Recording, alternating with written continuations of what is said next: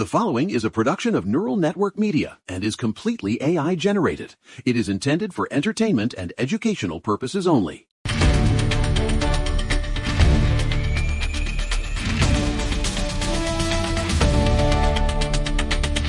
Okay, gang, it is Sunday, April 5th, 2026, and you are listening to The Neural Right. We've got a fascinating show today, a really solid lineup of developments that show the ship is finally starting to turn. But before we dive in, let's look back at yesterday. We talked about that incredible Catholic awakening in Los Angeles, 8,000 converts on Easter, and we touched on J.D. Vance being tapped as the new fraud czar to clean up the sloppy administration of housing and hospice care in blue states. It was a powerhouse show, Josh, but today the documents are screaming. They don't want you to know what's happening in the field offices, but I have the white papers right here. Well, let's assume, for the sake of argument, that the documents are actually the Breitbart exclusive with FBI Director Kash Patel, because, folks, this is the institutional reset we've been waiting for. Patel is officially moving 1,000 agents out of the D.C. bubble and into field offices across the 50 states. He's calling it the Back the Blue mandate. Get him out of the swamp. Exactly. Breath. He's getting rid of what he calls the bureaucratic handcuffs. And look at the data. And I love the data because facts don't care about your feelings. We are seeing a 112% increase in violent crime arrests made by the FBI year over year. Right. Homicide and robbery rates in major cities are hitting historic lows, down 20 points. Is that right? It is. And get this, the Bureau has captured 7 of the top 10 most wanted fugitives in just the last 13 months. That is an efficiency rating we haven't seen in decades. Because they're actually working now. They aren't spending 40 hours a week monitoring parent-teacher conferences or looking for insurrectionists under every bed. They're out there hunting the predators. Right. They're hunting the monsters that the globalists let into our neighborhoods to destabilize the social contract. Well, the social contract is certainly being rewritten. There's even talk in The Guardian about reopening Alcatraz for high-level threats, which hypothetically would provide the kind of secure environment necessary for the top 10 types Patel is bringing in. It's a return to structural sanity. It's more than that. It's a message. You come for the American people, you end up on a rock in the middle of the bay where the only thing you'll ever see again is the fog. But listen to me. While the FBI is cleaning the streets, the soul of this country is finding its footing again. I want to talk about what happened today in St. Peter's Square. Go ahead, Ray. Pope Leo XIV, the first American pope. He just celebrated his first Easter Mass since taking over for Francis last year. This is history, folks. He's the madman of mercy, as some call him, but I call him a common-sense warrior for the spirit. Uh-huh. He delivered the Urbi and Orbi blessing, and he didn't play the usual political games. He didn't name-drop specific wars to score points with the UN. He called it a great thirst for death in the modern world. Breath.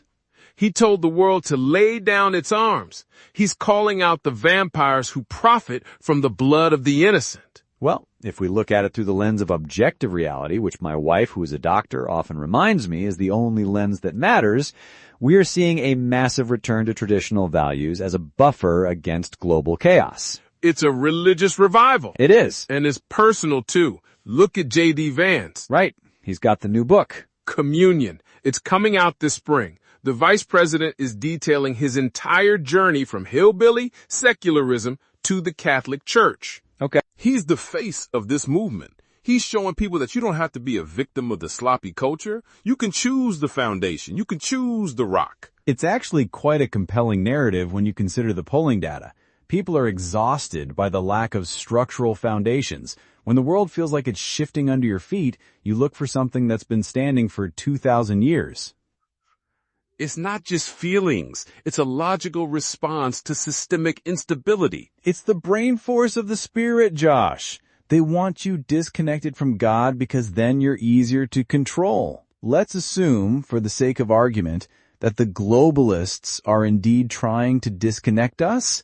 Then the Supreme Court is the last line of defense for the material world, and things are getting very heated there, Ray. heated. It's a literal firestorm. You're not wrong. Justice Samuel Alito was hospitalized back on March 20th after a federal society dinner. The official word is dehydration. Dehydration in Philadelphia? Please. Well, regardless of the cause, he's been released and he's fine, but the reaction from the left has been, frankly, ghoulish. Progressive groups like Demand Justice have already launched a multi-million-dollar campaign to block any Trump nominee before there is even a vacancy. They're vultures. It's preemptive obstruction. Even Kamala Harris is out there rallying donors to prevent Trump from handpicking a fourth or fifth justice. It's a complete abandonment of judicial decorum. They're terrified of the case on the docket. Trump versus Barbara. Exactly. The birthright citizenship case. Right. Trump actually showed up for oral arguments on April 1st. He's the first sitting president to ever do that. He's defending his executive order that says, if your parents are here illegally, you don't get a golden ticket to citizenship just by being born on the soil. Common sense. Well, SCOTUS blog is reporting that Gorsuch and Barrett were actually pretty skeptical of the administration's textual interpretation, which is where it gets tricky for a constitutionalist. The 14th Amendment says, subject to the jurisdiction thereof. If you break in, you're not under the jurisdiction. You're an invader. That's the argument, but the experts say otherwise. This is going to be the biggest ruling of the decade, Ray. If the court sides with Trump, it fundamentally changes the definition of American citizenship. It restores it. It stops the dilution of our sovereignty. But Josh, while they're fighting over who's a citizen, the people who are already here are taking their kids and running for the hills. I'm talking about the K-12 exodus. You're leading into the school choice data. I am. Look at Florida. Step Up for Students just released the numbers yesterday. Right. Over 525,000 students are now on school choice scholarships in Florida alone. If they were a school district, they'd be the third largest in the country. That's a staggering data point. They hit 500,000 applications for next year 3 weeks faster than they did last year. People are fleeing the state-run indoctrination centers. And it's not just Florida. Texas is launching their ESA program this fall, and they're projecting 100,000 students in year one. We're seeing a common sense revolution where the money follows the student, not the bureaucracy. Right. And the federal government is even stepping in on the higher ed side. There's a new judicial halt on the collection of ideological admissions data from universities. We're moving back towards an objective, merit-based system where your ability to solve a quadratic equation matters more than your lived experience narrative. What a concept, using your brain. They want to track your equity score like a Chinese social credit system, but the courts are saying no. It's a return to the objective truth that elite institutions were built to protect, but have spent the last 20 years trying to dismantle. They're dismantling everything, Josh, but we're building. That's why we're here. Before we get back to the analysis, let's deal with a hard reality. Real independence isn't free. This entire network, from this show to our flagship, The Neural Daily, exists because one man, Eric Christensen, decided to build it himself. He didn't ask for a government grant. He invested his own capital and technical expertise to architect a media platform that respects your intelligence. If you value that kind of meritocratic building, back it up. And don't limit yourself to just the politics. Get the full strategic picture by subscribing to the Neural Daily and the rest of the network. Support the builder and you support the mission. Support the mission or lose your mind. It's that simple. And speaking of the mission, Josh, we have to talk about this budget, the $1.5 trillion beast. This is the main story today, folks. President Trump released the 2027 budget blueprint on Friday, and he is asking for an historic $1.5 trillion for defense. $1.5 trillion. That is a $500 billion surge from 2026. It's the largest military increase since World War II. Look at the logic. OMB Director Russ Vought said, President Trump promised to reinvest in America's national security infrastructure. We're fighting wars. We can't take care of daycare. Finally, some honesty. Well, hold on, Ray. Let's look at the trade-off. To pay for this peace through strength surge, the administration is proposing a 10% cut to almost every other federal program. Uh-huh. We're talking about a 19% cut to the Department of Agriculture, 13% to Housing and Urban Development, 12% to Health and Human Services. Good. Burn it down. Wait, burn it down sounds great in a soundbite, but let's be intellectually honest here. You're cutting $73 billion from domestic agencies while the national debt is projected to hit $39 trillion next week. That's the point, Josh. We're broke. Right, but if we're broke, how do we justify a $500 billion increase in defense spending? Because we're in a literal war with Iran. The globalists have pushed us to the brink. You can't fight a war with daycare and housing subsidies. Let's assume for the sake of argument that the defense increase is necessary for survival. Does it make sense to cut the agriculture budget by 19%? We're talking about the food supply, Ray. If you want a secure nation, you need a secure food chain. Cutting that deeply while throwing money at the Pentagon, which hasn't passed an audit in years, is sloppy. It's not sloppy, it's prioritizing. The Pentagon is where the vampires are, I get it, but it's also the only thing keeping the other vampires from crossing the ocean. I disagree. I think we're seeing a massive transfer of taxpayer wealth into the military-industrial complex under the guise of national security while the actual taxpayers are getting squeezed. Look at Oracle.